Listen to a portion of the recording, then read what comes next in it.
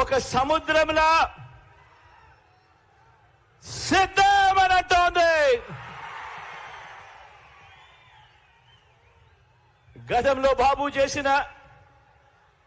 గతంలో చంద్రబాబు చేసిన అబద్ధాలు, మోసాల పాలన చూసిన తర్వాత అందుకు భిన్నంగా 5 ఏళ్లుగా మన ప్రభుత్వం చేసిన మంచిని చూసిన తర్వాత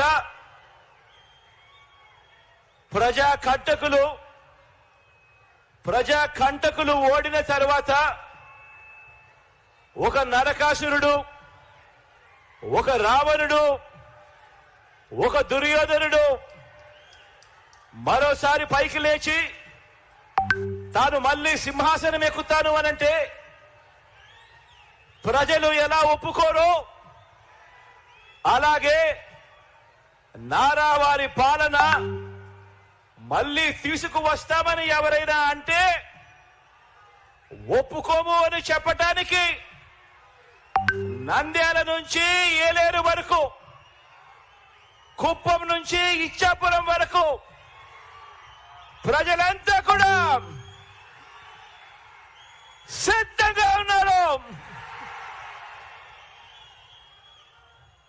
ప్రజల రాజ్యాన్ని, ఇంటింటి అభివృద్ధిని, రైతు రాజ్యాన్ని, మహిళా పక్షపాత రాజ్యాన్ని, పిల్లల అభివృద్ధి రాజ్యాన్ని, అవ్వ తాతల సంక్షేమ రాజ్యాన్ని కూలగొడదామని 3 పార్టీలు కూటమిగా చూస్తా ఉన్నాయి. వీరికి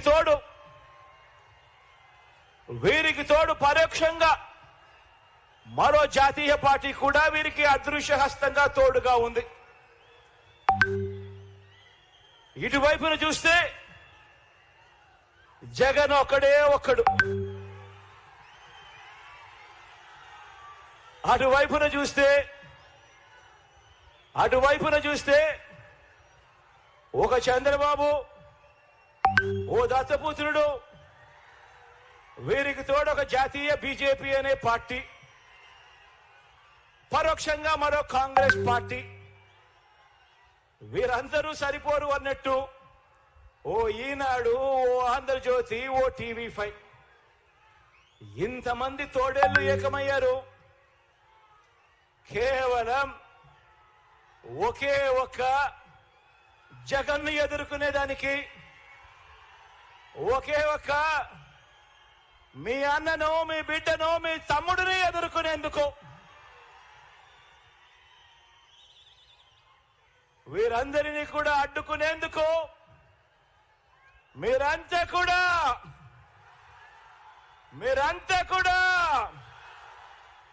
సిద్ధమేనా అని అడుగుతా ఉన్నాను. పేదవాడి భవిష్యత్తును వెలుగు నుంచి చీకటి వరకు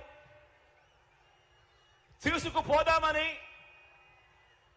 పొత్తుల మారి, జిత్తుల మారి, ఎత్తుల మారి పార్టీలన్నీ కూడా కుట్రలు చేస్తా ఉన్నాయి, కుతంత్రాలు చేస్తా ఉన్నాయి. ఎదుర్కొనేందుకు ఆ కుట్రలను, ఆ కుతంత్రాలను ఎదుర్కొనేందుకు మీరంతా కూడా సిద్ధమేనా అని అడుగుతా ఉన్నాను.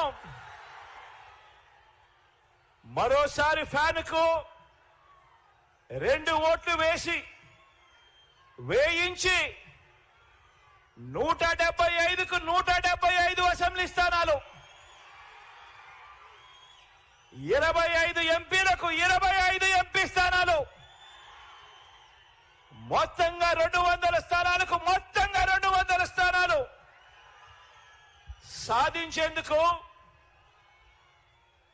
సాధించి డబుల్ సెంచరీ సర్కార్ను స్థాపించేందుకు మీరంతా కూడా సిద్ధమేనా అని అడుగుతా ఉన్నాను. ఈసారి జరిగే ఎన్నికలు కేవలం ఎమ్మెల్యేలను ఎంపీలను మాత్రమే ఎన్నుకునేందుకు జరిగే ఎన్నికలు కావు. కేవలం ఎమ్మెల్యేలను ఎంపీలను ఎన్నుకునే తతంగం మాత్రమే కాదు. ఈసారి జరగబోయే ఈ ఎన్నికల్లో మన ఓటు వేసి మన ఐదేళ్ల ఇంటింటి ప్రగతిని వచ్చే 5 సంవత్సరాలు కూడా